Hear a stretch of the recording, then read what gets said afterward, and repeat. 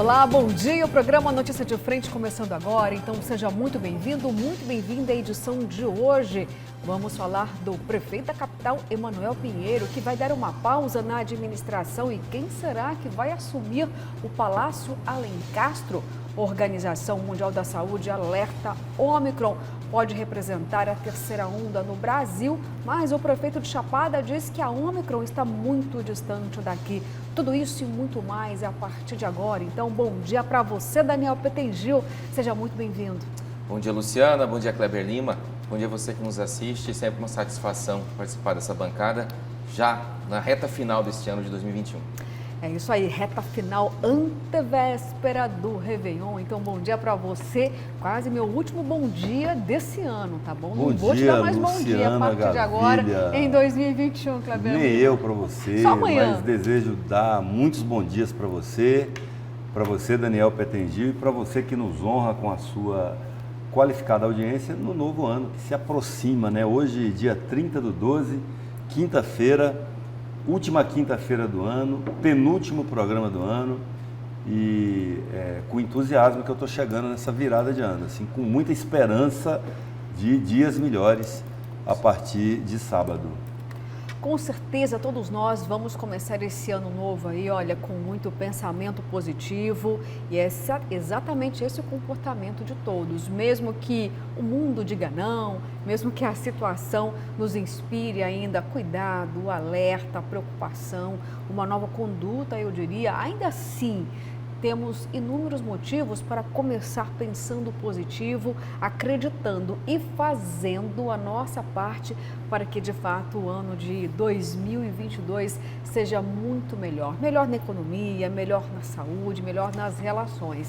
Vamos começar, sim, com muita positividade, viu? E começo já lembrando você que nós temos aqui o nosso número do WhatsApp para você ter aquele momento de interatividade conosco aqui. E também vou reforçar, você já sabe, estamos também na plataforma digital, estamos no portal Gazeta Digital, você pode acompanhar o programa em tempo real e também pelo Facebook. Enfim, muitas ferramentas aí para você ficar ligadinho aqui na gente, ouvindo e participando do mesmo jeito, viu? E eu já começo aqui essa edição falando da Prefeitura da capital, porque como já dissemos aqui na escalada, no início desse programa, que o prefeito da capital, Emanuel Pinheiro, vai tirar férias. E aí, quem será que vai assumir o comando do Palácio Alencastro? Quem vai explicar para a gente todos os detalhes é o repórter Oliveira Júnior. Já temos aí a participação ao vivo do repórter Oliveira Júnior. Temos sim, bom dia para você, Oliveira, para a sua equipe. Conta para a gente, com as férias aí programadas do prefeito da capital, quem vai assumir então a administração de Cuiabá, Oliveira?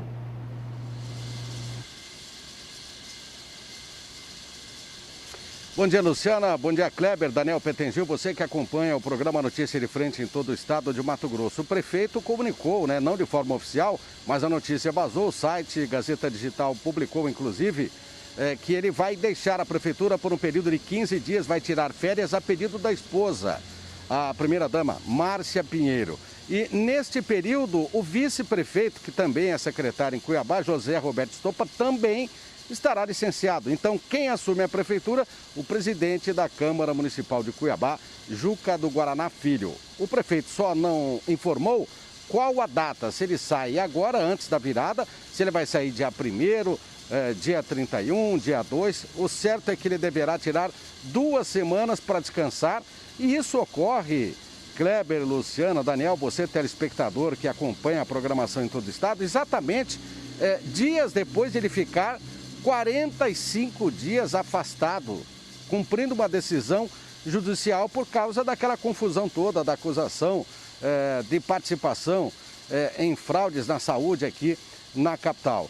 Então ele vai tirar férias, vai descansar, não definiu o período, porque segundo ele vai esperar aí os boletins da saúde sobre o avanço da gripe H3N2, que é essa influenza que está afetando várias capitais, várias cidades do país, inclusive aqui em Cuiabá, onde não tem mais nem remédio na farmácia, para você ter ideia, As UPAs, policlínicas todas lotadas com as pessoas vítimas dessa síndrome gripal, e também preocupado com o avanço da pandemia, né? Que pode ter, como você disse no início do programa, uma terceira onda através de variantes como a Omicron. O fato é que ele já comunicou, falta oficializar, isso tem que ter um documento, lógico, para comunicar, para fazer a transição deste cargo de forma oficial, e aí ele vai tirar 2 semanas para descansar.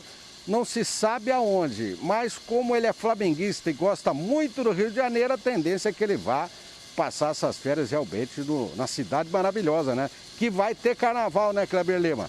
Voltamos com vocês. Exatamente, Oliveira, obrigada aí pelas informações. Oliveira, Kleber terminou com uma pergunta aí para você, falando que possivelmente o prefeito da capital deve ir ao Rio de Janeiro, já que ele gosta tanto do Rio, e está dizendo o seguinte, o Rio de Janeiro, aquele que vai ter Réveillon, 15 milhões de reais, e nós estamos vivendo ainda uma pandemia, possivelmente, tomara que não, tem um alerta aí da Organização Mundial da Saúde, da terceira onda. Mas antes de falar do Rio de Janeiro, da OMS, da Covid, vamos falar sobre as férias do prefeito da capital, Emanuel Pinheiro. E aí eu fiquei com uma dúvida. Eu posso entender, a gente pode entender, Kleber, que pode ser uma jogada ensaiada do prefeito e o vice estarem afastados ao mesmo tempo da prefeitura, porque a gente entende que quando a gente elege um representante e o seu vice, é exatamente para isso. O prefeito pode se ausentar, o vice ocupa. Nesse caso, os dois vão estar ausentes. Aí assume Juca do Guaraná, o presidente então da Câmara de Vereadores. E aí eu te pergunto, é uma jogada ensaiada? Até porque nós sabemos que o período em que o prefeito da capital esteve afastado por força judicial, houve uma aproximação de estopa com o governador Mauro Mendes. Pode ser apenas um alinhamento para que isso não volte a se repetir ou não? Qual será de fato, né, o motivo do afastamento do prefeito e do vice no mesmo período? Licenciamento, nesse caso, né? Licenciamento. Que são palavrinhas com conceitos bem opostos. Afastado, o prefeito esteve, até alguém pode estar perguntando, mas já não ficou 45 dias? Mas aí não é descanso, né? Eu imagino que a tensão de ficar afastado por uma decisão judicial, ela cansa mais do que se estiver trabalhando, porque você fica naquela expectativa, né? E aí até quando, e entra com recurso e reúne com o advogado, a situação é outra, é um período de férias, é um período destinado para descanso, e é previsto, né, todos, inclusive os prefeitos, os governadores, todo mundo pode tirar as férias. Em tese, a cidade está num momento de relativa tranquilidade e a possibilidade dos dois, a previsão do prefeito e do vice se licenciarem ao mesmo tempo, ela é legal, né?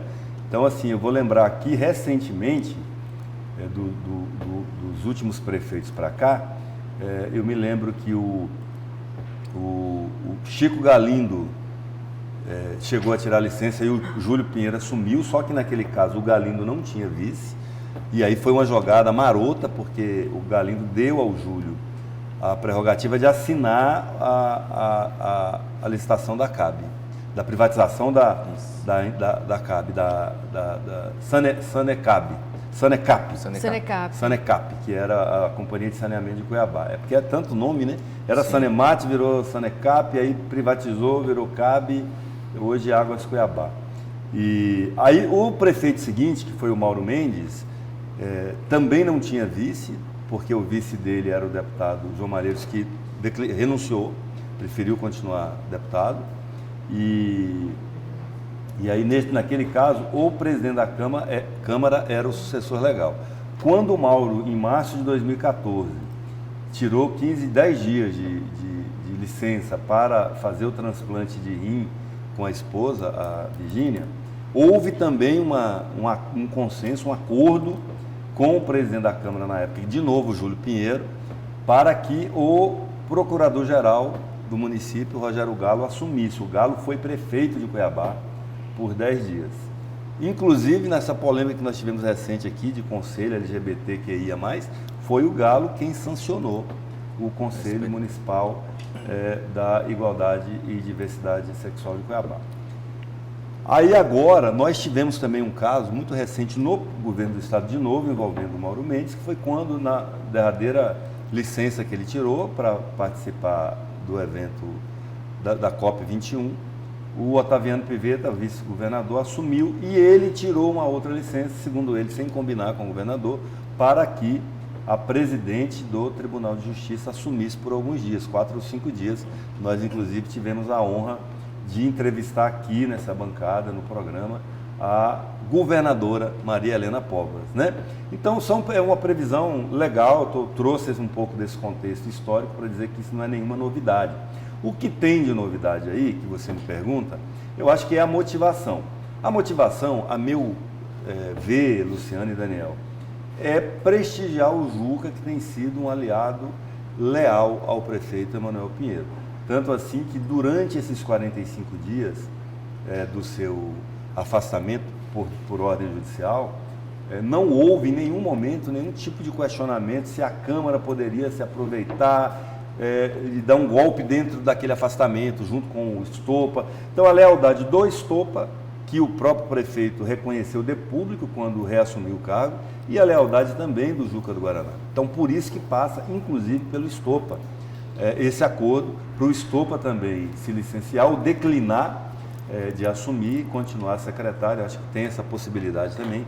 E o Juca assume por 15 dias, e para ele, eu imagino que, como para qualquer político, né, ser prefeito, chegar ao cargo de prefeito da cidade em que vive é algo muito honroso. O que a gente espera é que ele faça bom uso desses 15 dias com sabedoria, para que não haja nenhum tipo de prejuízo para a sociedade. Ao contrário, que possa haver algum ganho para a sociedade. Eu quero falar de uma outra dimensão disso, mas eu vou esperar o Daniel se posicionar para não ficar monopolizando aqui as atenções. Agradeço aí, Kleber Lima. Você desenhou para a gente a linha do tempo, desde Galindo, é isso? Você começou desde o Chico Galindo, né? Daniel, eu queria perguntar algo para você. O Kleber disse e me chamou a atenção aqui. Ele disse algo importante. O prefeito está se licenciando em período de calmaria. É o mesmo entendimento que você tem ou não? Porque eu tenho essa dúvida em um quesito, em uma área muito sensível à saúde. Nós estamos aqui falando em relação à Covid, H3N2, são surtos e são epidemias que têm lotado o Sistema Único de Saúde. E estamos num período festivo, ou seja, não estou desenhando aqui um cenário catastrófico, não é isso, mas é uma realidade. A situação pode e tende a piorar, porque já falamos aqui de gestores nos municípios que estão sendo irresponsáveis, eu diria assim, por conta da realização de eventos. Você acredita que não tem nenhum problema também nesse licenciamento do prefeito, também do vice, assume o Juca do Guaraná, nesse momento em que a saúde está com um alerta aceso? Tradicionalmente, o mês de janeiro, para qualquer gestão pública, realmente é mais tranquilo, né? Então, dá para se compreender esses dias que o prefeito vai tirar, mas eu tenho a certeza de que ele não vai se desconectar do que acontece aqui em Cuiabá. Ele vai estar, sim, em contato direto com sua equipe, e se houver, assim, um agravamento ainda maior, né, da rede pública de saúde, aumento nas internações, né, ou então um agravamento da Covid novamente, ele vai ter que retornar, porque isso realmente é uma atitude que se espera de um administrador. Eu quero só chamar a atenção também para esse componente político do licenciamento do prefeito para contemplar o Juca. Isso mostra que o grupo político de ambos, ou é um só, na verdade, voltou a ser coeso, porque um pouco antes aí de todas essas operações, até do afastamento do prefeito, não estava muito em brancas nuvens aí a relação do prefeito com o Juca do Guaraná por questões eleitorais. Isso foi uma apuração de bastidores que nós fizemos. O Juca, essa intenção do Juca do Guaraná de se candidatar o ano que vem, muito provavelmente para a Assembleia Legislativa, estava desagradando o prefeito e ao grupo dele, porque existe um acerto, um acerto verbal, pelo menos, do grupo, de que o presidente da Câmara não vai se manter no cargo para poder contemplar outros vereadores da base que estão pensando em se candidatar para o ano que vem. E o Juca, desde lá do começo, já começou a mostrar sinais de que ele pretende, de certa forma, disputar as eleições do ano que vem, e isso acabou desagradando o prefeito, né? Logicamente, sentaram para conversar e isso foi acertado, porque mesmo o prefeito afastado, o Juca acabou mostrando que tem essa fidelidade, ele segurou bem o processo aí para não ter abertura de processo de impeachment nem nada contra o prefeito, e agora ele será contemplado com 15 dias, que eu tenho certeza que isso vai potencializar muito a biografia do Juca do Guaraná. Obrigada, viu, Daniel? Kleber, você já disse aqui, já alertou que ainda tem algo a dizer, né, mais sobre isso. E eu só vou reiterar aqui que eu fiz esse paralelo aqui em relação a esse período turbulento na saúde, tentando avaliar se realmente é um período de calmaria, porque ontem nós cobramos muito aqui a postura do próprio presidente da República, Jair Bolsonaro, enquanto a Bahia está literalmente se afogando, o presidente está em férias e não voltou ao estado da Bahia, até mesmo para acompanhar todo o trabalho do time que ele determinou que fosse para lá. Então, eu estou fazendo o mesmo tipo de cobrança se realmente é um momento calmo para umas férias diante do período que estamos vivendo. Tem alerta de tempestade, de chuvas também, tem municípios decretando situação de emergência. Eu acho que é válida o seu alerta, mas são situações completamente diferentes, né? Não existe em Cuiabá nenhuma situação de calamidade pública no momento, e a gente espera que não venha a ter. Nós temos aqui em Mato Grosso, aqui eu tenho notícia, uma decretação de estado de emergência em Santa Terezinha, que é lá no Baixo Araguaia, e ali na região do Xingu, por ali, Confresa, aquelas regiões que tem um risco um pouco maior, mas aí é uma responsabilidade dos respectivos prefeitos e do governador do estado, né? Eu acho que se o presidente Bolsonaro, neste caso, tivesse de férias, tivesse licenciado, o Mourão, o vice-presidente, seria o presidente e estaria lá com toda certeza, não tenho dúvida.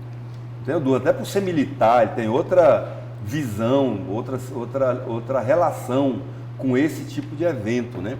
O militar já é preparado naturalmente para lidar com crise, com situações de emergência. Talvez até fosse uma boa dica aí, uma sugestão, né? Que o presidente, se está cansado, ele tem direito a férias, com toda certeza. Se licencia, então, tira aí 15 dias de férias, deixa o Mourão assumir, como já fez em outros casos, e não fez feio nenhuma das vezes que assumiu, né? Em relação ao Juca, eu vejo um esforço do vereador. Ontem, o próprio release que foi distribuído pela Câmara de Vereadores de Cuiabá, confirmando, porque a imprensa primeiro furou, né, o assunto, o Hipernotícias, eu acho que o Folha Max, o Olhar Direto foram os primeiros que deram, não sei se o Gazeta Digital estava entre os primeiros que deram, mas logo em seguida, não demorou muito, a própria Câmara soltou uma nota oficial confirmando a assunção a posse do Juca nessa condição de prefeito de Cuiabá.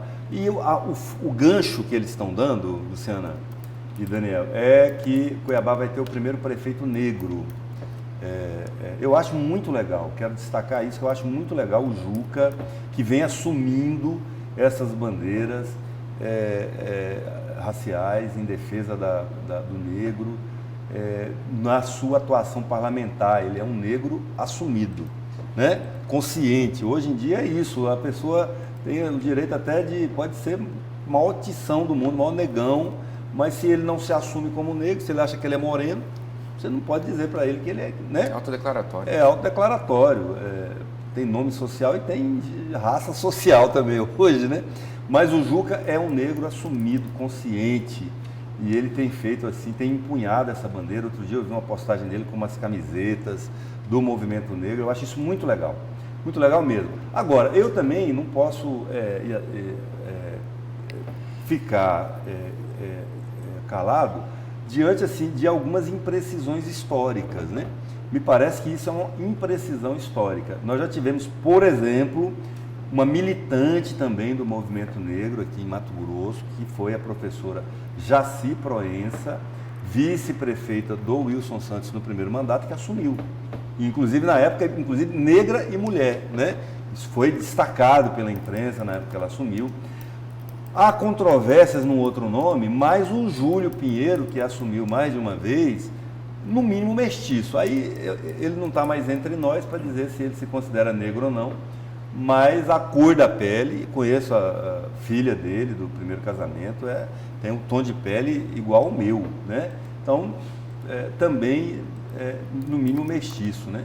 Então, fica esse registro sem desmerecer em nenhum milímetro o esforço que o Juca faz de enaltecer a sua condição de negro. Eu acho que isso é legal, um negro na prefeitura de Cuiabá, isso é importante, numa cidade que tem uma formação etnográfica, antropológica, com uma presença muito forte de negros, de afrodescendentes. Santo, né? inclusive. A começar do santo, né, Daniel?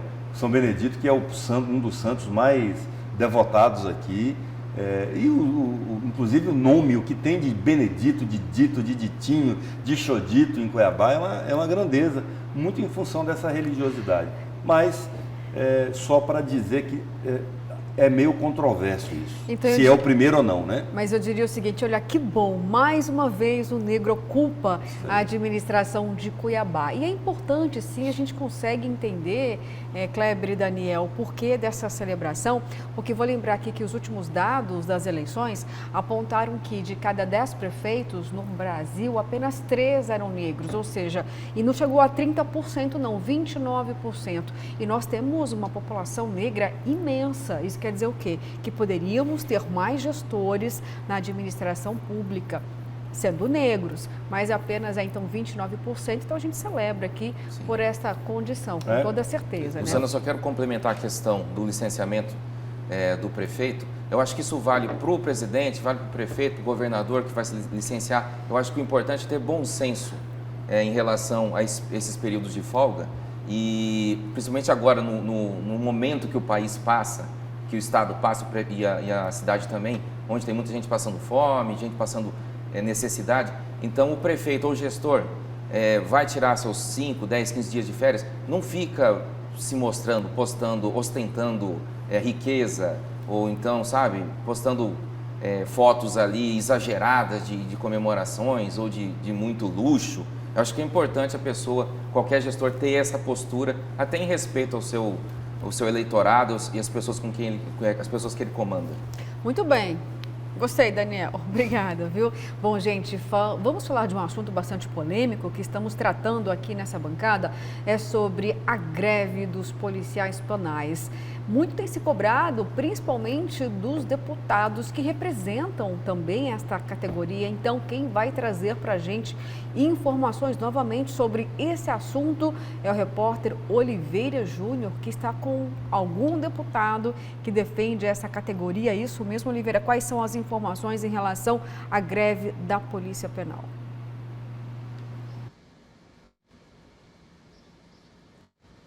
Bom, Luciana, a greve já passou de 2 semanas e, ao que tudo indica, vai entrar 2022 com a paralisação dos policiais penais. Lá atrás, quando começou a negociação, que eles queriam um pleito, né, o aumento aí de 80%, o governo ofereceu 15% de reajuste, mas não houve acordo. A categoria radicalizou, continua paralisada e, por conta disso, a Justiça tomou várias ações, várias decisões, como multas de R$200 mil por dia para o sindicato e de R$50 mil para cada sindicalista, membro da diretoria, né? E isso, lógico, causou um prejuízo para todos os manifestantes. Se não bastasse isso, ainda o governo divulgou, o governador Mauro Mendes, que vai fazer um concurso para substituir esses policiais penais que estão paralisados. Então, o clima realmente é de tensão, não há acordo, não há conversa entre a Polícia Penal e o governo do Estado. E nós vamos falar agora com o ex-presidente do Sindispen, que é o sindicato da categoria, hoje deputado estadual, já há 3 anos, né, no cargo, deputado João Batista, que era presidente do sindicato, deixou a presidência exatamente para concorrer a esse cargo de deputado, pelo qual o senhor foi eleito. E o senhor, como servidor de carreira, como policial penal, como é que vê esse movimento? É justa a reivindicação na categoria, deputado? Bom dia. Bom dia a todos, Daniel, a Kleber, a Luciana, Antônio. Dizer que é muito do que justo. Dos últimos 10 anos para cá, Luciana, essa categoria ela teve acrescido ao seu cargo diversas atribuições. Com isso, não houve a valorização salarial desses profissionais. E dizer que recentemente nós tivemos aí o juiz auxiliar do CNJ, Dr. Lanfredi, que deu entrevista em nível nacional elogiando o sistema penitenciário do estado de Mato Grosso, falando que é referência para o Brasil inteiro. E isso se deve não pelos governos passados ou pelo governo atual, mas se deve pelo trabalho que foi realizado por esses profissionais.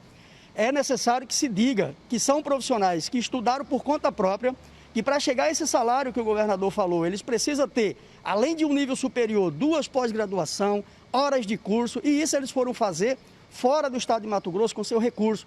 Eles pagam o seu fardamento, eles pagam o seu transporte para ir trabalhar. Então, esse salário que eles estão reivindicando, parte dele é para pagar para eles poderem trabalhar. Isso que não é dito.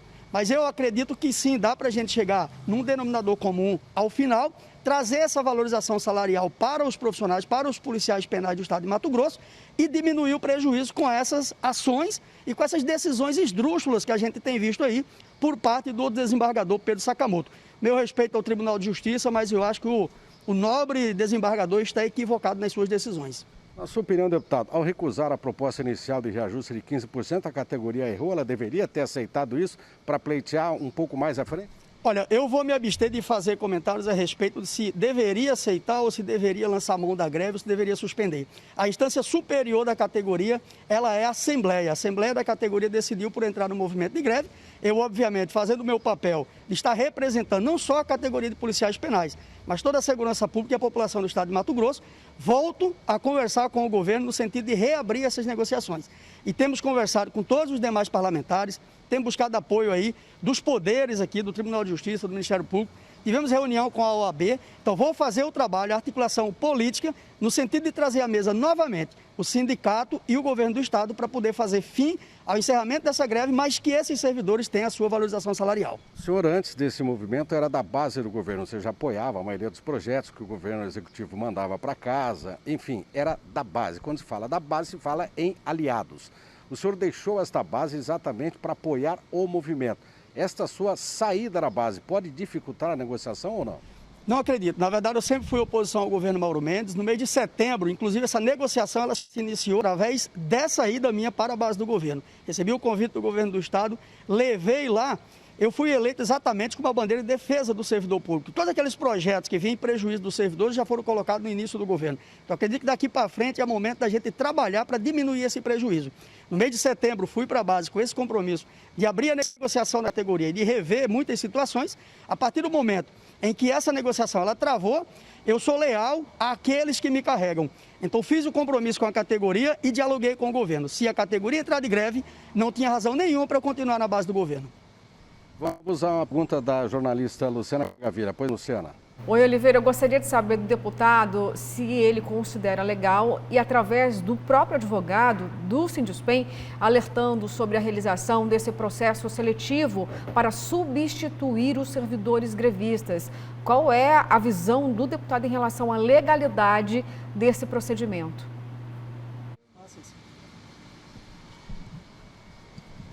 Olha, com relação à questão da legalidade ou não da greve, essa é mais uma questão jurídica, né? Não dá para eu opinar. No meu ponto de vista, enquanto não for notificada a diretoria do sindicato, acredito que o movimento ele acaba sendo legítimo.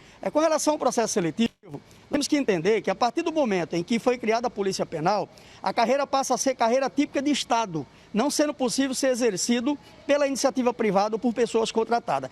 Há a necessidade do vínculo através de concurso público. E concurso público para a área de segurança pública não se faz em 15 dias.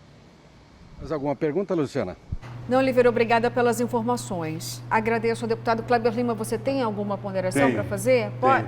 Oliveira, eu gostaria de perguntar ao deputado João Batista a que se deve a ausência dos colegas deputados dele nessa situação aí. Só ele que está preocupado com isso?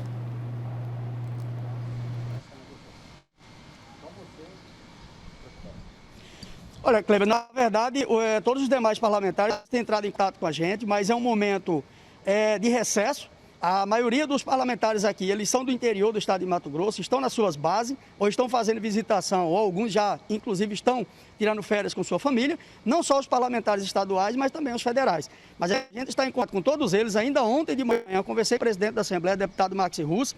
O deputado Eduardo Botelho fez um compromisso comigo no início do meu mandato, ouvindo tudo aquilo que nós levamos sobre a necessidade da valorização desses profissionais.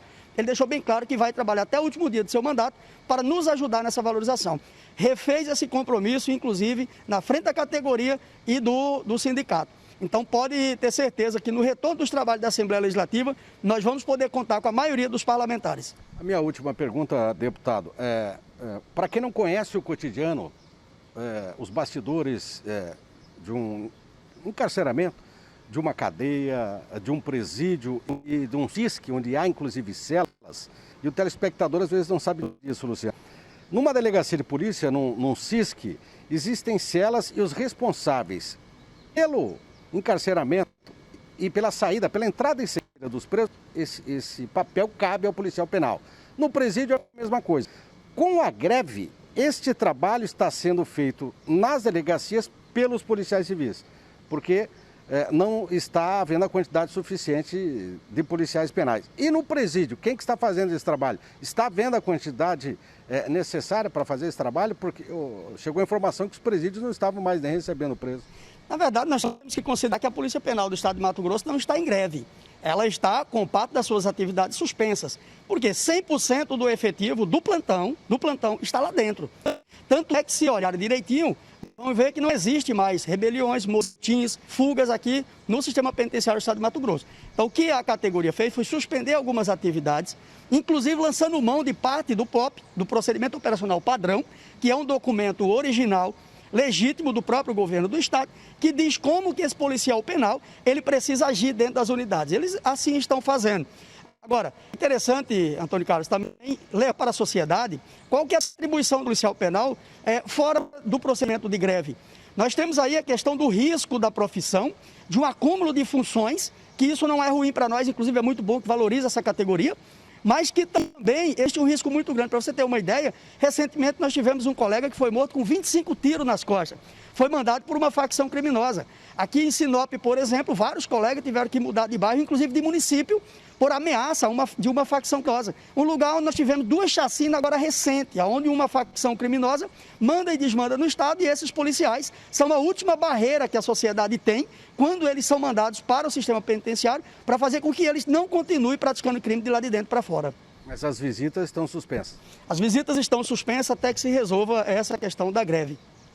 Ok, obrigado, deputado João Batista, ex-presidente do Sindipem. Vamos aguardar então, quem sabe aí no começo do ano, porque não acredito sinceramente, que daqui até amanhã haja uma solução para esta mobilização. Voltamos com vocês no estúdio.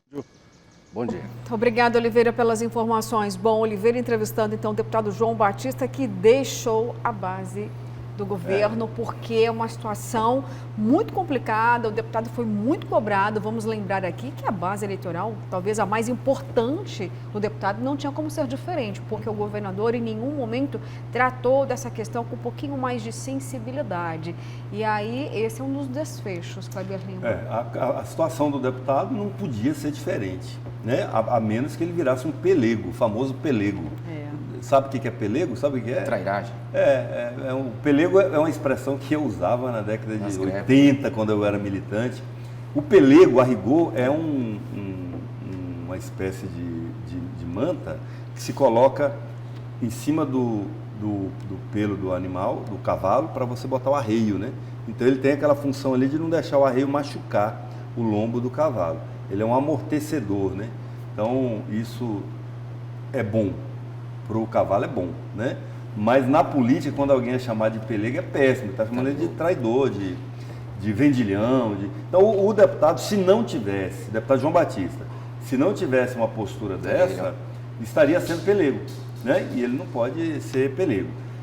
Agora, me chama a atenção, apesar de toda a diplomacia dele em relação aos seus pares, aos colegas, a ausência dos demais deputados nessa situação, que não é uma situação do deputado João Batista, porque ele é policial penal. Essa é uma situação que pode afetar 100% da sociedade. Não, mas eu não tenho nada a ver com isso, com presos, são só 12 mil detentos em Mato Grosso, mas 12 mil detentos, mais 2.500 policiais penais. Então nós estamos falando de uma população de mais de 3 milhões de habitantes, estamos falando em 14 mil, menos de 15 mil pessoas. É isso? Então não tem nada? Não, ao contrário. Porque se você considerar as famílias, se você considerar que isso pode virar uma crise de proporção maior, com fuga, com rebelião em presídio, isso acaba afetando a segurança pública como um todo e pode, infelizmente, estar sujeito, infelizmente, a afetar toda a sociedade. Então eu quero chamar a atenção aqui, especificamente, de 2 deputados, que eu não entendo porque que eles estão ausentes dessa discussão. O delegado Claudinei, como o nome diz, é delegado de polícia, é um agente da segurança pública, tem muito mais condição de entender a problemática, de se tornar um interlocutor. Não é agente penal, então poderia ali estar auxiliando o João Batista na busca de uma interlocução com o governo do Estado. E o sargento Eliseu, é sargento, o nome já diz, é policial militar. Então também tem todas as condições de ser o interlocutor. Sem falar nos que são advogados, que é o Faisal, o Ulisses, o Wilson Santos, que tem formação em direito, já foi prefeito, já negociou greve, é vice-líder do governo. Eu não entendo por que está ausente disso. Esse é um assunto não menos importante do que as bandeiras que ele se envolve normalmente. O deputado Carlos Avalone, que é inclusive um nosso telespectador aqui, sempre um diplomata, um bom negociador. Cadê o senhor, deputado Avalone? Cadê o deputado Max e o deputado Botelho? O deputado Botelho está sempre negociando esses conflitos do governo com o Fórum Sindical. Não, mas mas estamos de férias, é aquela discussão. Está de férias, mas surgiu uma emergência, então para tudo aí, vou lá resolver a emergência e depois eu retomo as férias. Eu estou objetivamente cobrando uma maior participação da Assembleia Legislativa como um todo nesse episódio para evitar um mal maior. Olha, duvido só que o deputado Max Russi vá levantar essa bandeira, até porque a gente tem ouvido aí uma ventilação de que Virgínia Mendes está querendo o Max na composição com o Mauro nas eleições de 2022. Então, duvido que ele vai, talvez, topar uma queda de braços dessa, viu? E aí eu tenho uma informação que chegou agora aqui pra gente de um jornalista que acompanha a gente todos os dias, viu? É o Abdal Lazarur dizendo o seguinte, que o efeito desse problema da greve está afetando, sabe o que, gente? A limpeza urbana de Cuiabá, porque 140 reeducandos, Daniel, fazem parte da limpeza e o secretário Vander Lúcio confirmou há pouco, viu, juntamente com o jornalista, dessa dificuldade já até mesmo na limpeza urbana por conta do fato de que 140 reeducandos fazem parte, viu? Olha só, eu preciso chamar um comercial, Daniel e Kleber, daqui a pouquinho a gente volta, tem uma entrevista aqui especial, vamos falar do Fundeb, outra queda de braços, só que lá em Várzea Grande, viu? Agora ficamos com imagens de um trecho movimentado aqui de Cuiabá. Miguel Sutil, tá cedo ainda, né? 6h41, nem é tanto movimento assim, mas fica aí para você essa imagem do trânsito e voltamos daqui a pouquinho.